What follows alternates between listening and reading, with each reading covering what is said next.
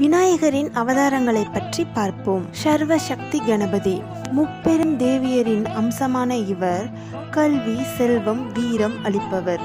ஸ்வர்ண பிராப்தி கணபதி. செல்வ வளம் தருவார், சொத்துக்களை சேர்க்க வரமளிப்பவர். ராஜ கணபதி. இவரை வணங்கினால் அரச வாழ்வும் பதவி உயர்வும் கிடைக்கும்.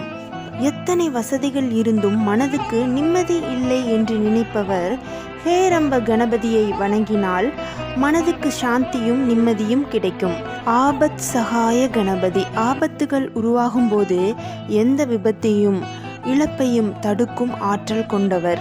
வக்ரதுண்ட கணபதியை வணங்கினால் வியாபார விருத்தி, தொழில் முன்னேற்றம், அதிர்ஷ்ட வாய்ப்புகள் அனைத்தும் கூடி வரும். சந்தான லட்சுமி கணபதியை வணங்கினால் அழகான குழந்தை செல்வம், குழந்தை பாக்கியம், குழந்தை வரம் கிடைக்கும்.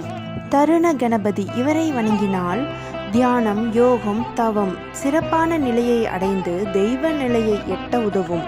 குஷி கணபதி. எந்த வியாதியானாலும் அதை குணமாக்கும் கண்கண்ட வைத்தியர் இவர். மேதா கணபதியை வணங்கினால் சகல வித்தைகளும் கைகூடி மகாமேதை எனும் நிலையை எட்ட செய்பவர் இந்த கணநாதர். அர்க்க கணபதி. இவரை வணங்கினால் தெரிந்தோ தெரியாமலோ நமக்கு உண்டாகும் பல வகை தோஷங்களை போக்கி தோஷ நிவர்த்தி செய்து இவர் அருள் புரிவார். காக்கும் கடவுள் கணேசனை நினை, கவலைகள் அகல அவன் அருள் துணை. ஓம் கணபதியே நமக.